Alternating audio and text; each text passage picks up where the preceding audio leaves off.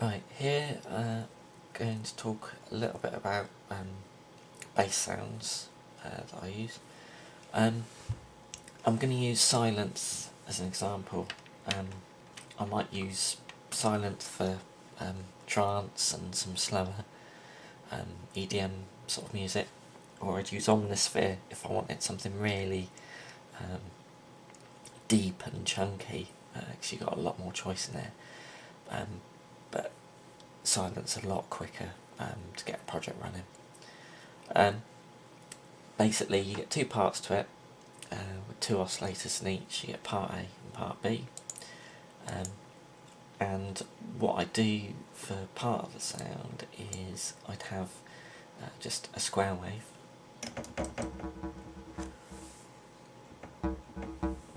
just slightly filtered down,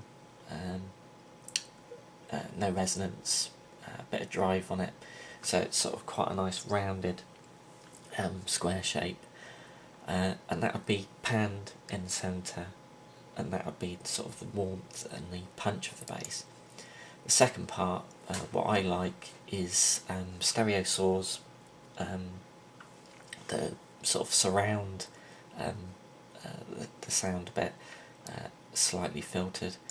Let's pull those so you can hear those. And they've got a bit of bite as well. Down the bottom there's two ADSRs that are affecting the cutoff for each different sound, so I can shape the square or shape the saws as I need. If I want a long sustaining bass, I'd probably keep the square as it is, but start changing the shape of the saws so they sustain longer, and then filter them down a bit more probably so they're a bit darker.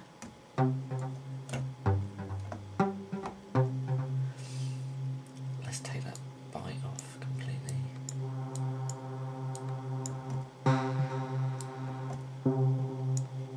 And then the combination of the both would give me sort of quite a nice.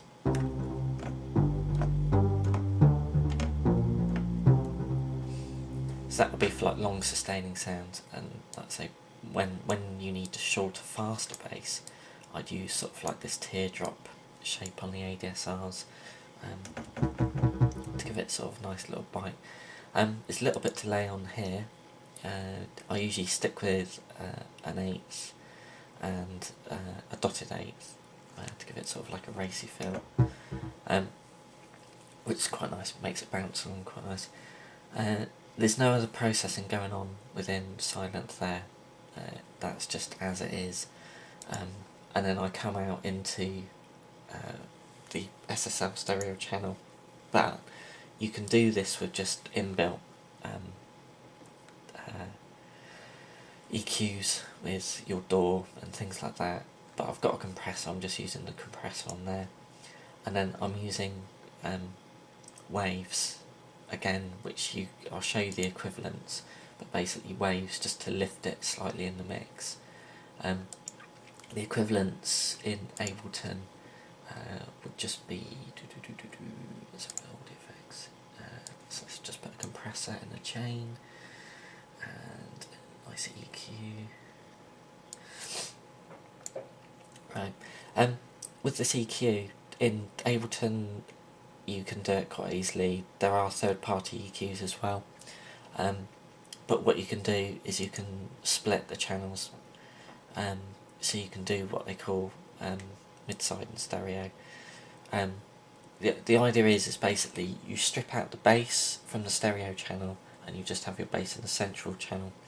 So you'd go, like at the moment it's selected the mono channel, fine, we'll leave that as it is, maybe even warm it up a little bit down the bottom, and then we'll flip to stereo and we'll just shelve the bass, we'll put a shelf on there, we'll shelve the bass off a bit.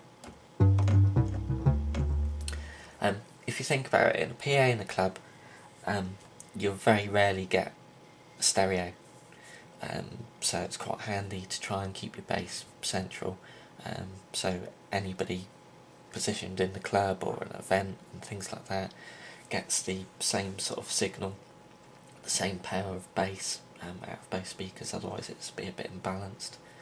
creates an uneven pressure as well in small clubs. But anyway, so that's set up. With the compressor, I want to try and, let's just set a little pattern going. Right, there's a little pattern there.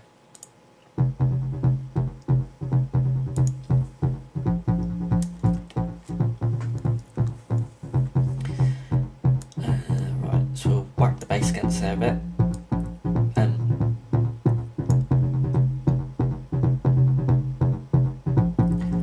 What I tend to do with basses that pitch round is try and hear which one's weak, and then you can pretty much set up an EQ. Let's change the EQ so it's quite tight. I can hear that one sound is slightly weaker than the others, so I'm going to find which one that is. Let's say like that one, let's say we want this one here to be a bit louder, is that I then go in. Yeah, there is theory that you can apply to this because certain frequencies relate to your EQs and things, but you can do it by ear.